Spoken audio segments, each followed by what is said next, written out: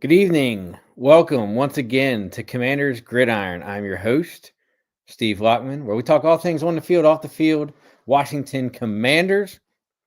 As you know, the NFL season wrapped up just 2 short days ago with the culmination of the Super Bowl down in New Orleans, Louisiana.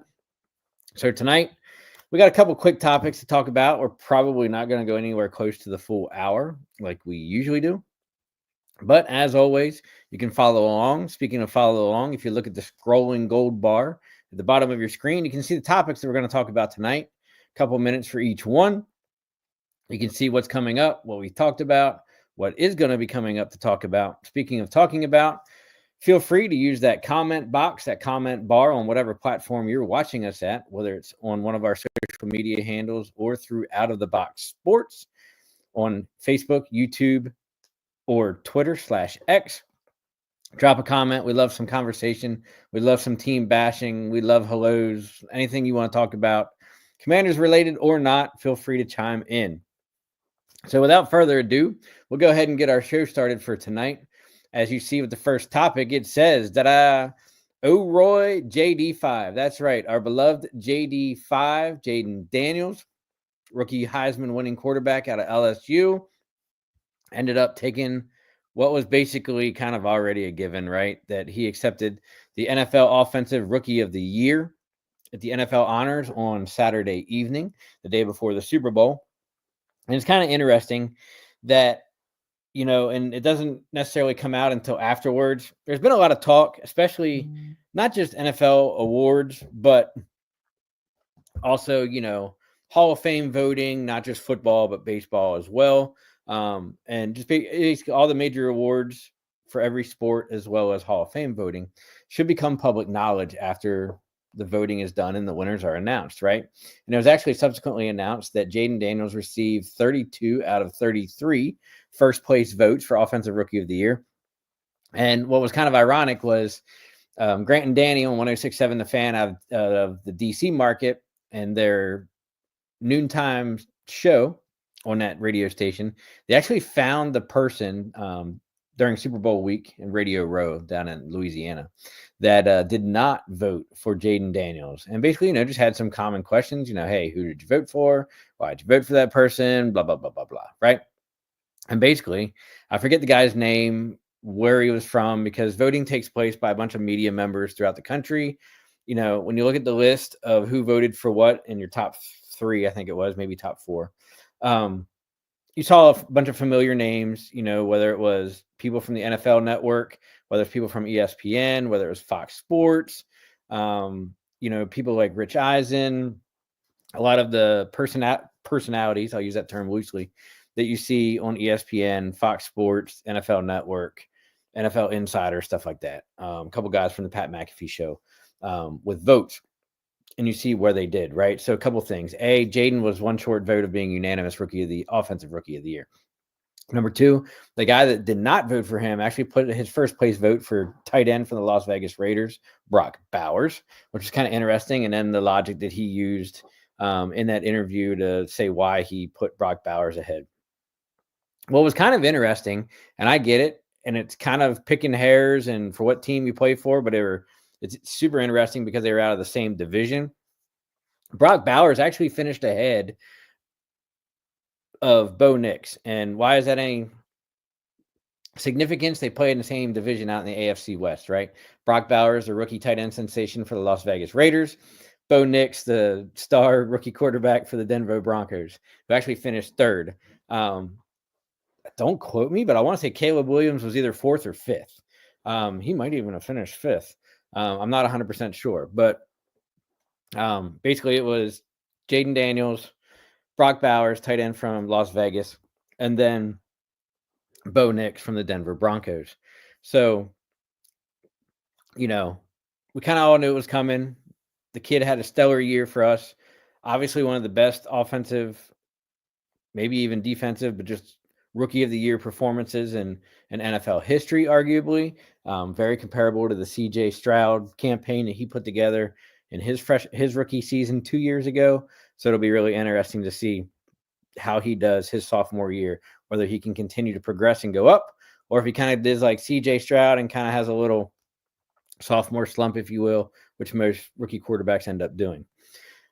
Speaking of coaching staff and personnel, it was also reported, it's kind of like the world's worst kept secret, right? That the only coaching vacancy left in the NFL going into the Super Bowl weekend was the New Orleans Saints head coaching vacancy. But what was kind of surprising and what made the news that's Washington based, that ties into the New Orleans Saints head coaching position, was that basically, the Saints head coaching job was basically Cliff Kingsbury's, if you wanted it. Cliff Kingsbury being the offensive coordinator, former head coach of the Arizona Cardinals. But Cliff Kingsbury actually ended up declining that. They were told by multiple rival team officials that the Saints' jobs was Kingsbury's if he wanted it. It was made clear to him by Saints brass and ownership that was the case. He preferred calling plays in D.C. as the offensive coordinator under Dan Quinn and staying with Jaden Daniels, overtaking the gig in New Orleans. However, Cliff Kingsbury is slated to be a top coaching target next offseason and that coaching cycle as well, right? But, it's kind of super interesting, that even though he had the former head coaching experience in Arizona, regardless of how that ended up kind of panning out after his 4 seasons there, of which he's still getting paid for, by the way. So he's kind of double dipping, right? Offensive coordinator for the Commanders, head coaching money from Arizona. But, with limited draft capital in New Orleans, a team that is already over the cap in spending, and just kind of that whole debacle down there from a football standpoint, X's and O's. Then, oh, by the way, you throw in the off the field BS about the church investigation that's kind of been going on and became public in the last week during the Super Bowl, and you kind of have this big mix, right? So when you have a team that you went to the NFC Championship game with a star-studded rookie quarterback, or I can become the head coach of the New Orleans Saints, I'm probably going to return to the Washington Commanders as well. Look, it kind of is what it is. I'm happy to have him back. Luckily, we'll at least get 2 good developmental years for Jaden Daniels under one offensive coordinator before it possibly changes after next season, but will remain to be seen.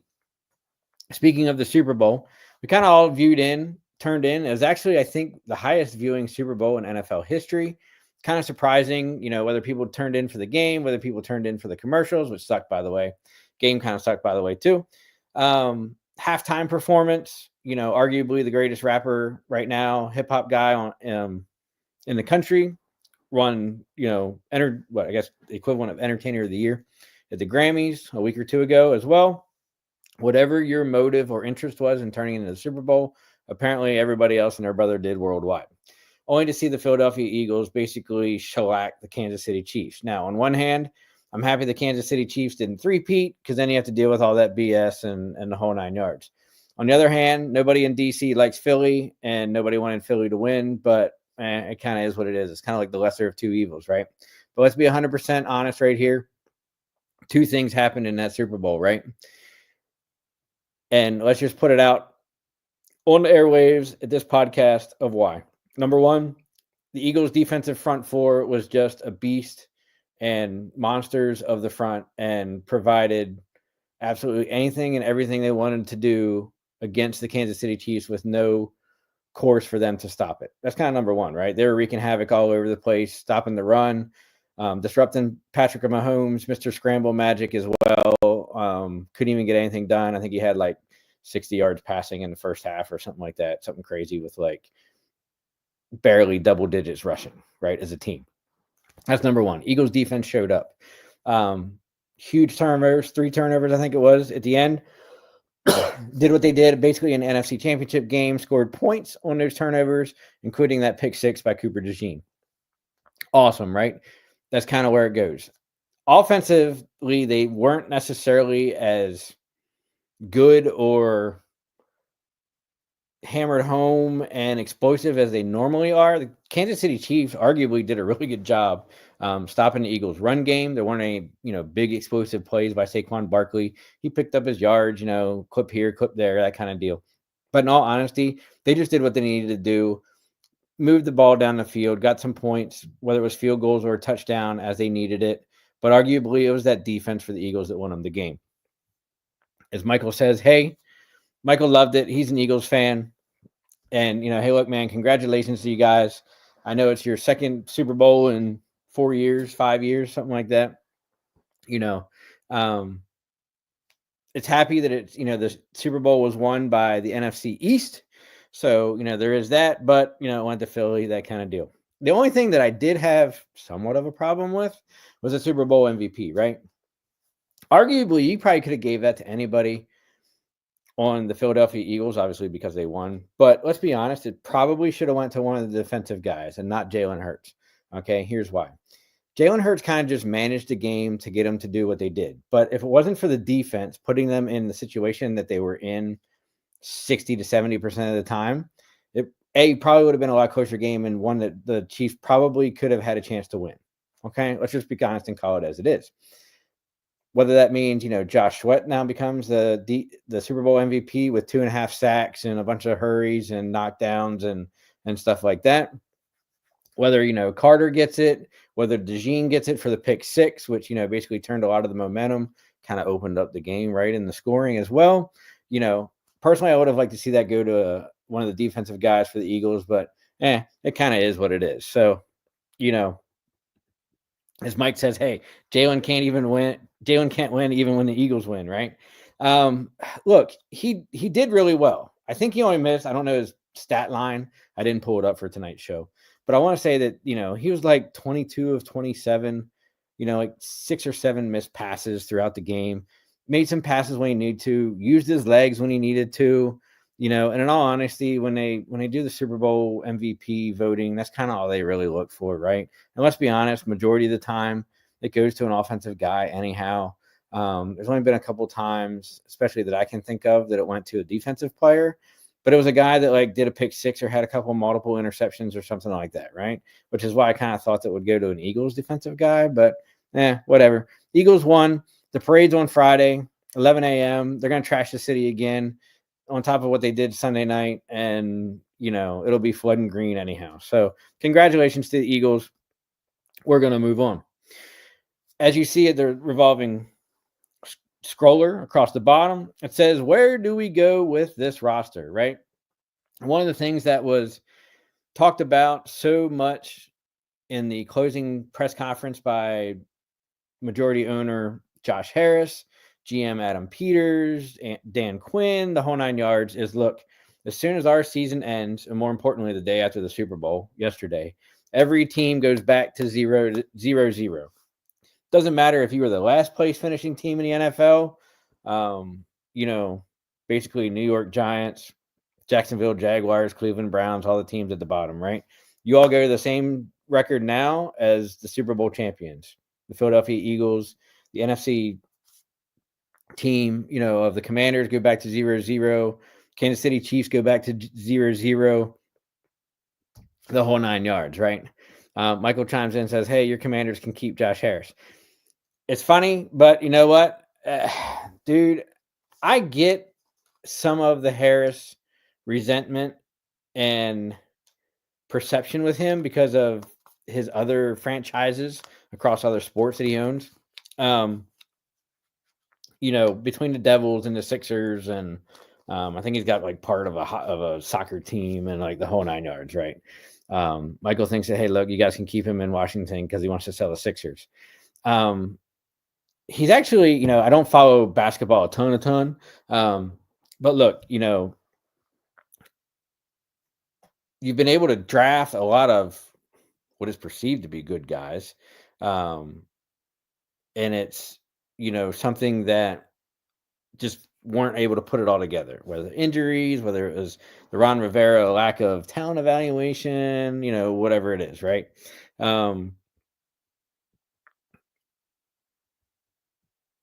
Basically, it's him now moving to a different area of professional sports. The good thing about him, and I can't speak for his other franchises up the road there in Philly and New Jersey, but he's more hands off now with football and involved with that than he seems to be with his other franchises. I don't know really how much hands on he was over there. Mike's like, hey, look, you can keep him. But he's doing a lot of good stuff. He's basically put a good team together of people to let them do their jobs, right? Between AP and DQ. So what do I mean by putting people and letting AP do his thing, right? Is that, hey, look, now we're back to 0-0. We start over.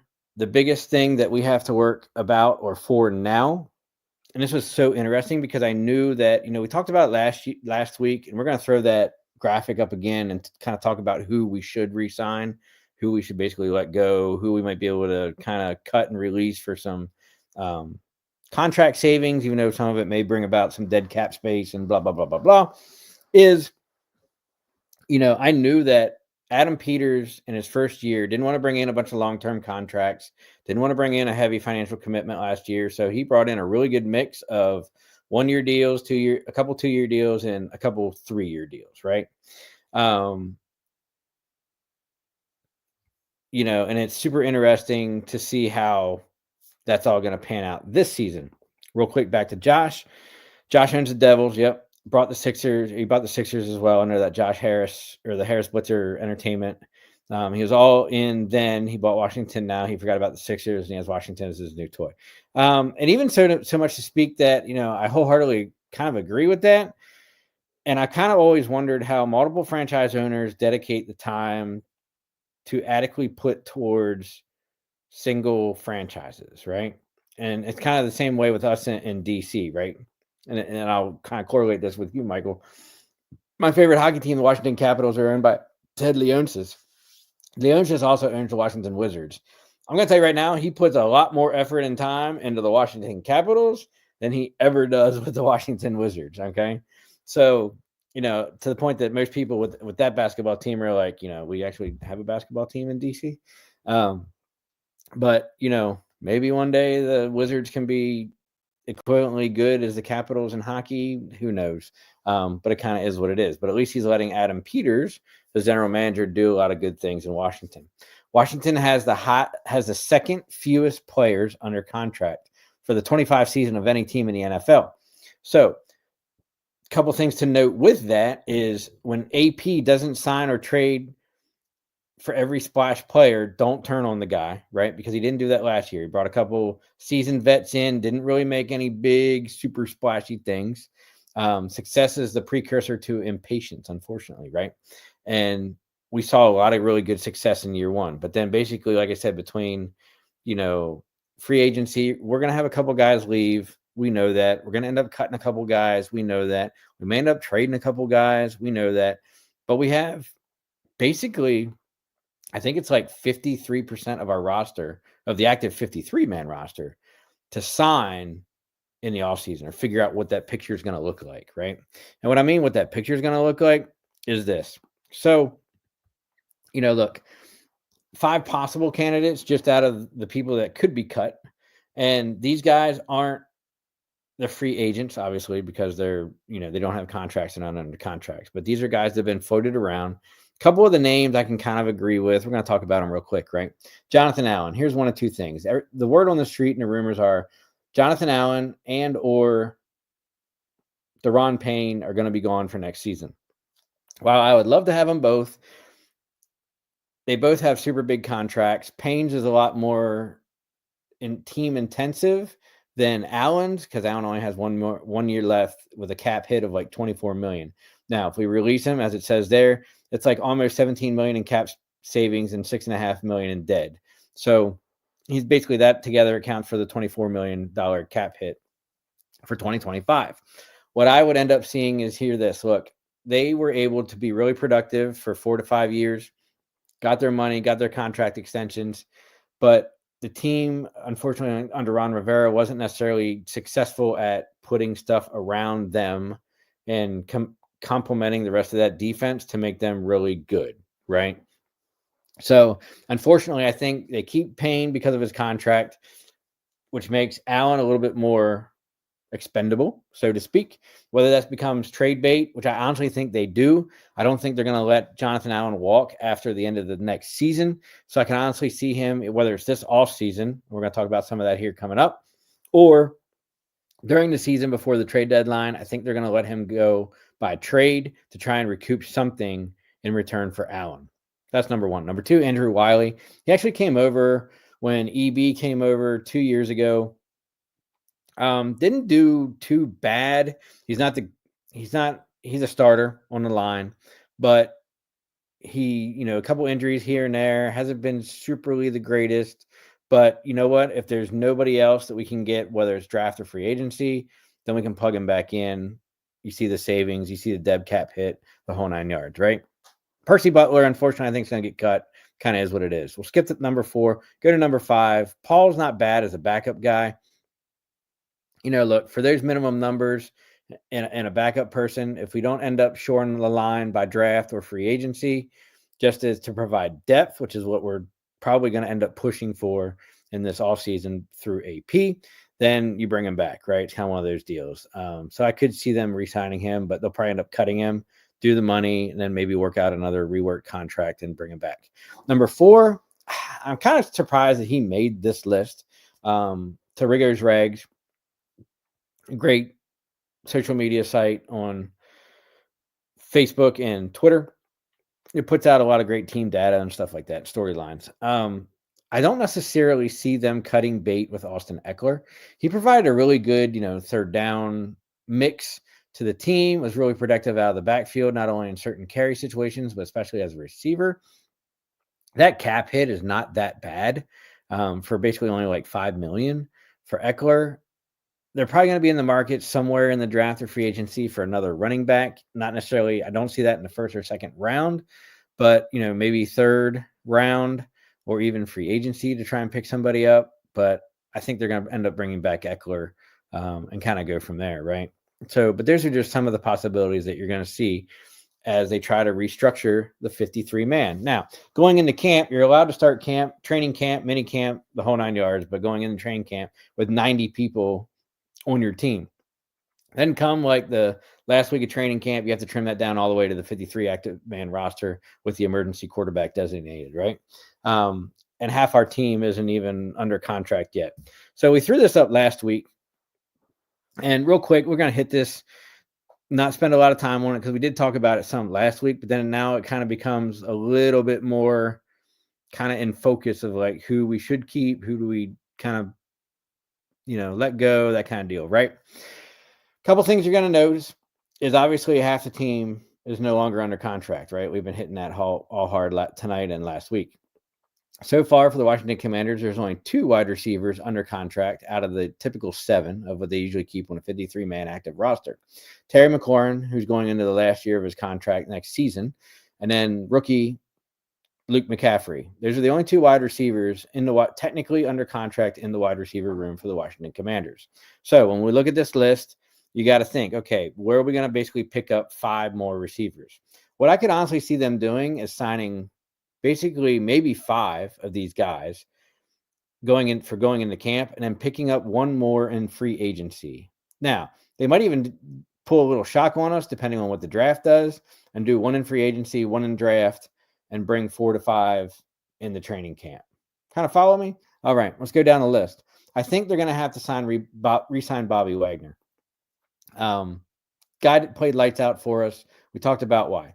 Marcus Mariota, I would love to see him come back. Unfortunately, I think there's too many quarterback-hungry teams out there that are going to be focused on trying to get a quarterback for the upcoming season. So I'm not going to be 100% sure that we can sign him. I mean, look, we paid him like $6 million last year, or basically $6 million. And, there's going to be some quarterback team out there that needs him, Miami, Vegas, New York, whoever, that's going to drop 10, 12 million for him, maybe even, upwards of 20 to be their starting quarterback. So if we can get him back, awesome. Icing on the cake. If not, it's no big deal. Jeremy Chin, we got to re-sign for that good secondary. He did overly well for us a couple times. Hey, look, bonehead plays, missed coverages, whatever. But overall, really well. KJ Osborne, they're going to cut him. Farrell, I wouldn't be surprised if they cut him. Could bring him back depending on what's out there in the draft and free agency. Tressway, they're going to re-sign. Dante Fowler, they're going to re-sign. Michael Davis, I could see them not bringing him back, but I could see them bringing him back 50-50. Zach Ertz, more than likely they're going to re-sign just to be that more developing cornerstone for rookie tight end Ben Sinnott, who I think is going to end up being pretty decent. knowing that there's a possibility that John Bates does not come back this next season. So we'll see what happens. Cornelius Lucas, 50-50 hit or miss. Dieter, he's not coming back. Trent Scott did really well as kind of a fill-in, so I wouldn't be surprised if they re-sign him, depending on how friendly it is. He's only got like a $1.5 million hit last year, so that's pretty friendly for backup lineman. I could see them re-signing him. Ibignati, I know he did fairly decent, but 50-50 whether he comes back. Zacchaeus, I kind of see that him and Diami Brown as a minimum of 2 wide receivers coming back for our team next year. Would not be surprised if Ben St. Juste does not come back. And then, of course, I wouldn't be surprised if he does, right? Like that kind of deal. Jamison Crowder, very limited, little work on special teams for us, but, I think his time's kind of running out in D.C. Diami Brown, they're going to keep. Noah Brown is kind of 50-50 as well. It'll be interesting to see kind of what happens, what direction they want to go. Next 2 guys, I could see them keeping Day and letting Bellor go, although Bellor did really well with Frankie Louvu and Bobby Wagner. If they don't see any upgrade to the linebacking room, Bellor is coming back.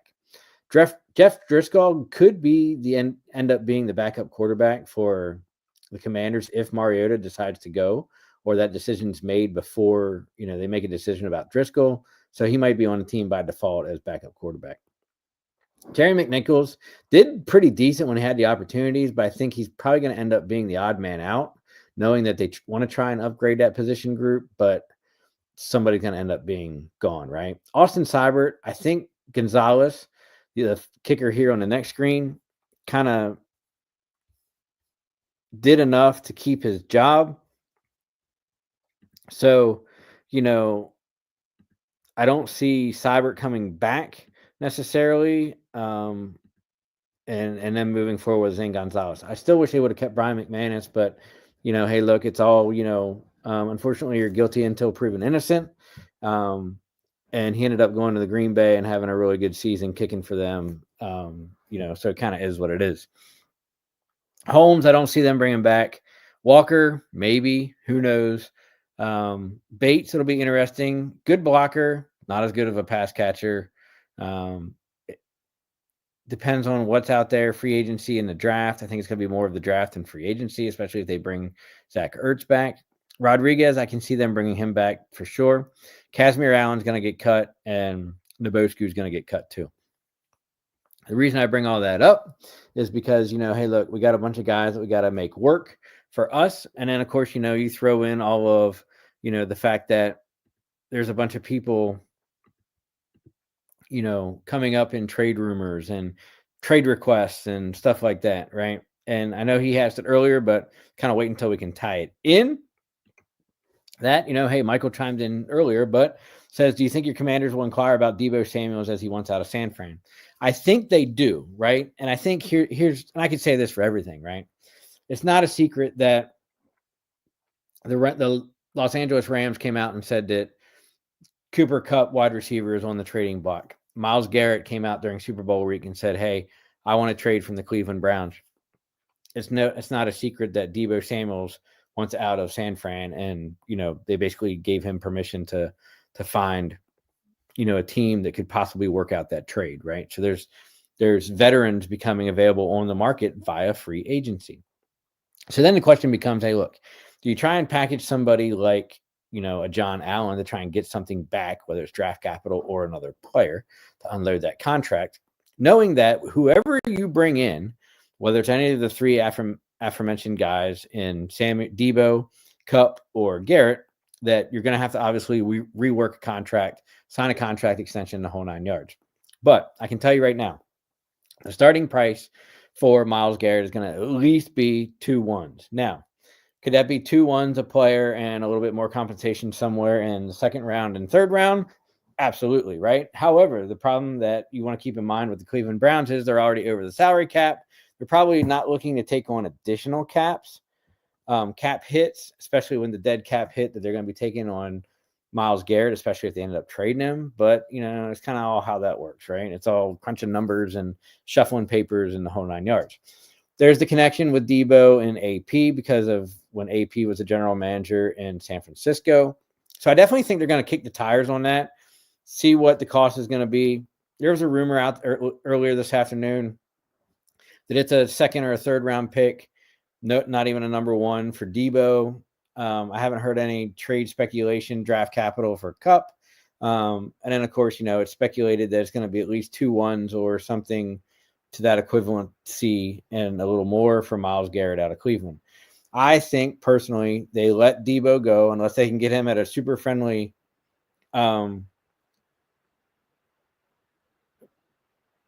contract, and a cap hit to Washington to bring him in, right? Because he's going to miss some time.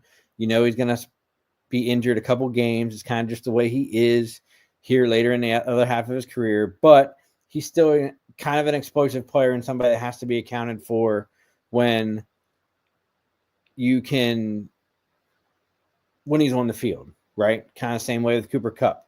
Cooper Kupp actually had a really decent season and productive season after his injury when he came back for the Los Angeles Rams this past season. So, you kind of got to evaluate everything on the grand scheme of things. How much time are these guys going to be able to give you out of a 17-game season versus the value in the contract and all that, right? But I think the biggest impact player for us, if they can pull it off, will be Myles Garrett. I don't think AP is going to go splashy like in the days of Dan Snyder. But, I could definitely see him doing some draft capital in a player to get a Myles Garrett, knowing that we went to the NFC Championship game this season 2 weeks ago, and, we almost made it to the Super Bowl, and now we just need a couple more pieces, especially on the defensive side of things, to kind of put us back in the same position, right? Let's be honest, it wasn't necessarily the offense, even though, we didn't have the greatest wide receiving room or the greatest running back room. We were putting up almost 30 to 40 points every week. It was the defense that was letting the other teams put up 30, 40, 55 points, right? So, if you can make some moves to bring in a star player like a Myles Garrett or a Max Crosby or, even next season, Micah Parsons, or draft somebody really good, or, somehow work something out mid-season for another Lattimore type, you're only going to be putting yourselves in a place that can succeed, right? So a lot of work to be done, a lot of decisions to be made. There's going to be rumors all over the place for the next 2 to 3 months, especially the next month and a half, until free agency officially starts. And, speaking of the next portion of the season, the second half of tonight's show is sponsored by Jason Fine. That's AKA Attorney Big Al. You can reach Attorney Big Al at 1-800-HURT-123, specializing in motor vehicle accidents, slips and falls, workers' compensation, personal injury claims, with 3 convenient office locations throughout Pennsylvania and Jersey, with 1 located in Pittsburgh, PA, 1 in Cherry Hill, New Jersey, and 1 in Philadelphia, PA. Reach out to Jason for all of your legal needs and requests for legal representation. I imagine he probably got a lot of phone calls over the last 48 hours for all the chaos that was going on in Philadelphia. I know we were trying to blast his name and his ads out everywhere for people that were taking part in the celebration. So if you have any legal needs or need legal representation, reach out to Jason Fine, AKA Attorney Big Al. Remember, if you don't win, he doesn't collect. Tell him you saw his ad here at Out of the Box Sports. He'll take great care of you. All right, as we jump into the second half of the show real quick, not a whole lot of topics left, right? Because you can see at the bottom, we're clicking them off one by one. So it's kind of interesting that, each of these little segments and stuff is kind of going to be short-lived. But the next one is 2025 schedule and challenges, right? And it's something that, actually, before I jump into that, I got to hit my key dates for the upcoming offseason, right? Man, I almost forgot that. Wow, there's like 5 or 6. So let's just run down these real quick. Obviously, we know the Super Bowl ended on Sunday night with the combination of the Eagles winning the championship over the Kansas City Chiefs. But then the real work starts for every other team, including the Eagles themselves, here going into the offseason. February 24th to March 3rd is a scouting combine that returns to Indianapolis at Lucas Oil Stadium.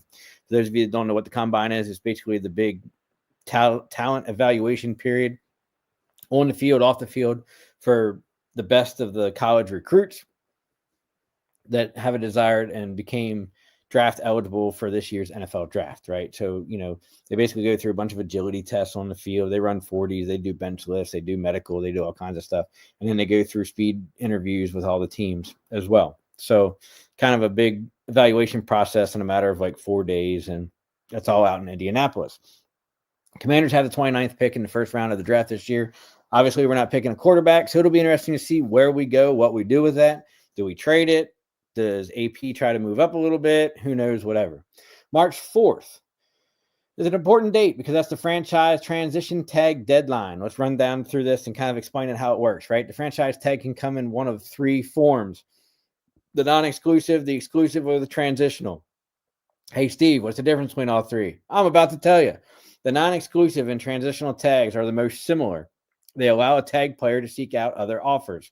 If that player receives an offer from another team, they bring it back to the team that they're under contract for, and they give them a chance to match it. Okay, here's where the difference lies.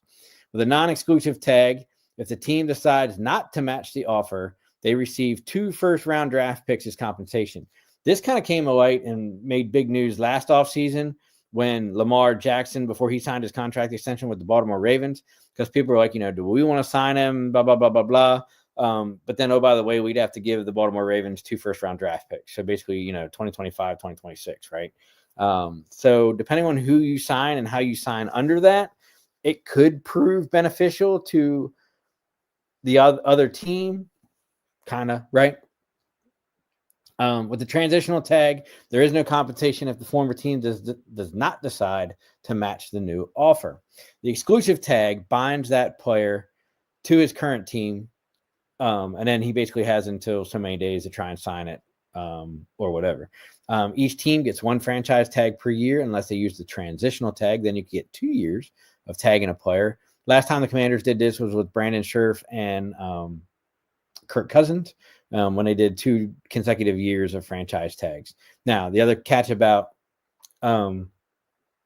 franchise tags is basically franchise tags. Then to figure out what the value is of that, they take the 5 highest paid annual average value contracts of that position in the NFL, average it out, and then that's basically what the franchise tag for 1 year is going to be for that player at that position. Make sense? All right. Now, the good news is the Commanders have 31 free agents set to hit the market. I don't see them using a franchise tag hardly on anybody, but stranger things have happened, right?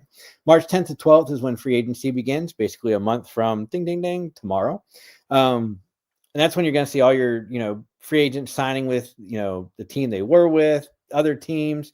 There's a tampering period, which I think is like 4 to 5 days before free agency starts. The other thing about March 10th to the 12th, as well, as when the trading period opens. So officially opens. So a lot of times you'll see people, especially during the tampering period, kind of hammering out those deals, whether it's free agent contracts or trades. So that way, once this period opens in March, then basically it's just a formality. You sign the paperwork, but everybody it's kind of like the worst kept secret in football, right? But really interesting to see, where Myles Garrett Wilson, Cooper Kupp, Amari Cooper, guys like that all go, whether it's trades or free agency, right?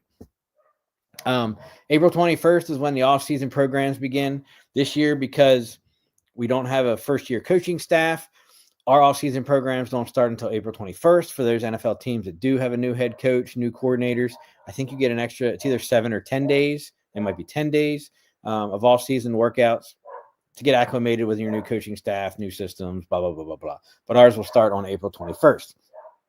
NFL draft this year is going to be April 24th to the 26th. And I think, I don't even remember where that's going to be this year, to be honest with you. Usually I know that off the top of my head, but I don't, right? The last date of note is actually going to be May 1st, which is actually the 5th-year option deadline. And basically what that is basically for anybody that's under a rookie contract, for the most part, it's the team's opportunity. It's the last chance of a team's opportunity to basically extend that player and pick up their 5th-year option on their rookie deals, or basically tell them, hey, look, at the end of this season, you're going to end up becoming, a free agent, or we want to try and work out a contract extension or whatever. That's basically the last chance that you can pick up that guaranteed 5th-year option, which is usually a substantially higher rate for that player at that position group.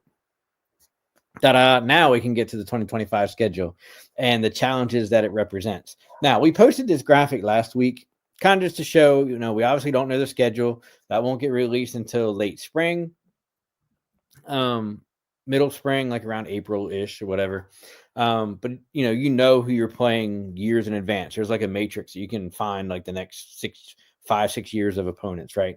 So obviously it's divisional games, which account for 6. Then for next year for us, technically the NFC East. So Dallas, New York, Philly, and Washington will all play the AFC West and the NFC North. And then your last 3 games are games of opponents that finished in the same position in that division where you did. So because the Commanders finished second in the NFC East, we also get to pick up the Miami Dolphins, the Atlanta Falcons, and the Seattle Seahawks. Now, keep in mind, the Miami Dolphins are a team that was selected to go to Madrid, Spain next season to play a regular season game. And Miami is one of our away games, and we have not done an overseas European game in forever, probably 4 or 5 years, because Dan Snyder absolutely hated it. So I would not be surprised if the Commanders Miami game was actually in Madrid next year. Could be not, but it's a possibility, right?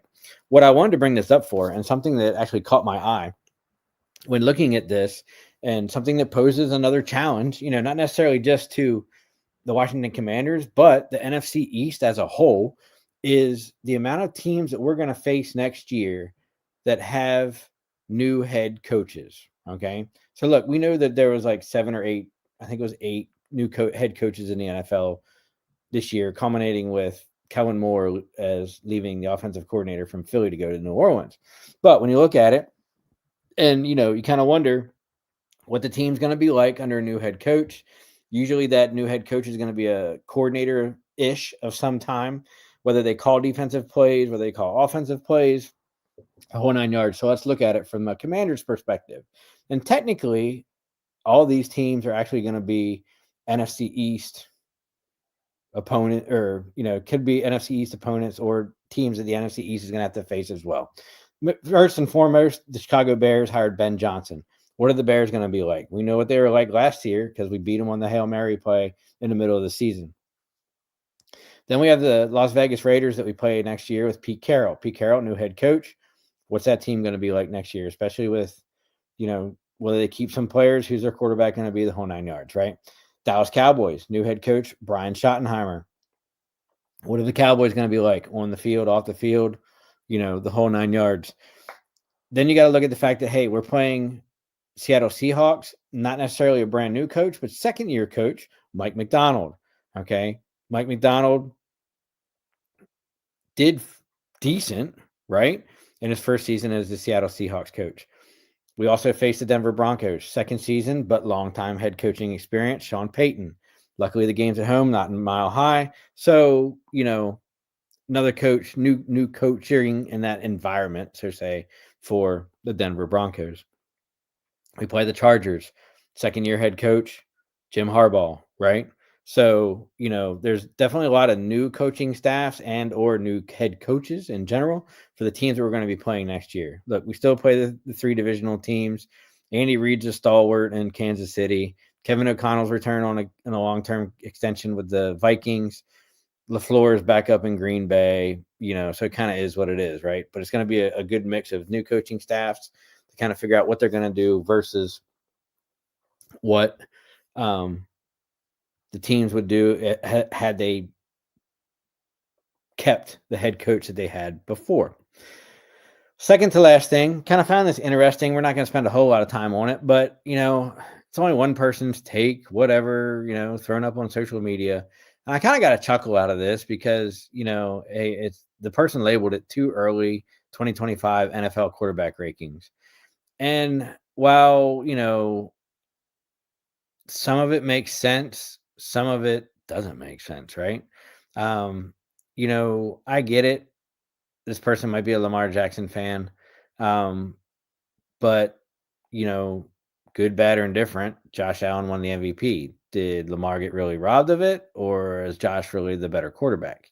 Don't know. They're 1 and 2. Okay. Not sure why Joe Burrow is so high. I haven't really bought into the Joe Burrow hype train. It kind of is what it is. The next couple can probably be switched in some particular order, right? I don't know if it necessarily stays in this order. Between Jaden Daniels, Patrick Mahomes, Justin Herbert, and Jalen Hurts. I'm not sure what the big hype is about Herbert. Herbert hasn't necessarily done as good as some of the other quarterbacks on this list. Matt Stafford, even Jalen Hurts for just winning the Super Bowl, and arguably the Super Bowl MVP, who's behind Herbert, right?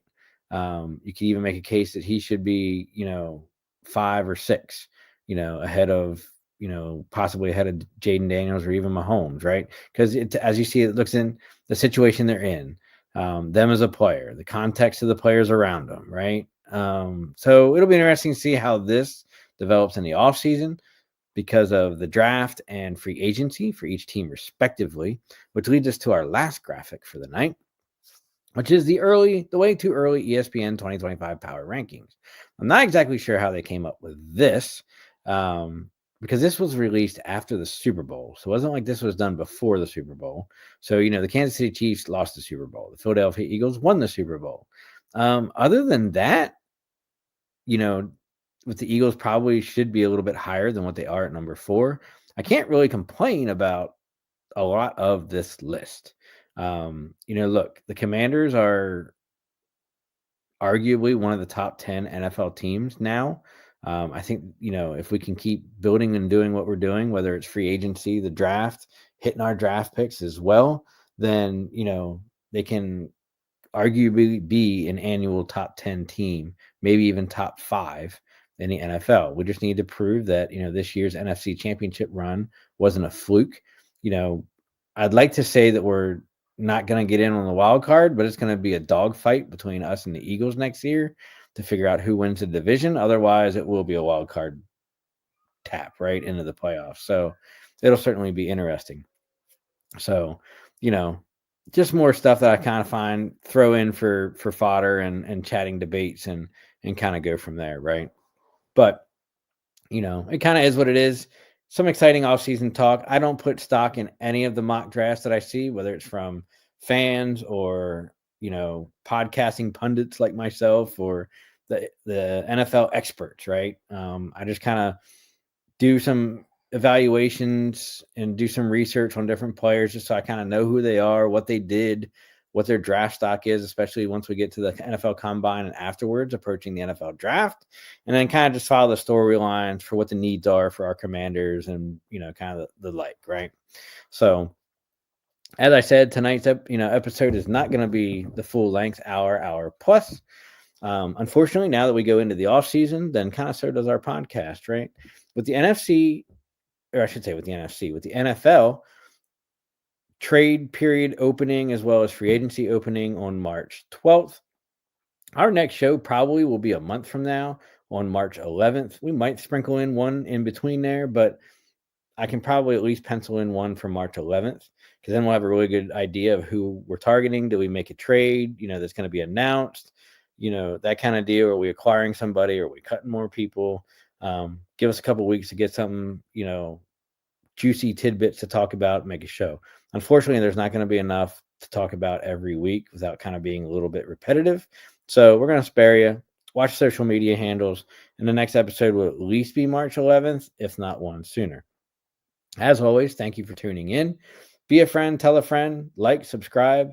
Commanders Gridiron. Follow us at Out of the Box Sports on Facebook, YouTube, Twitter, /X.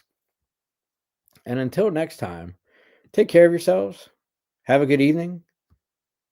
And go Commanders.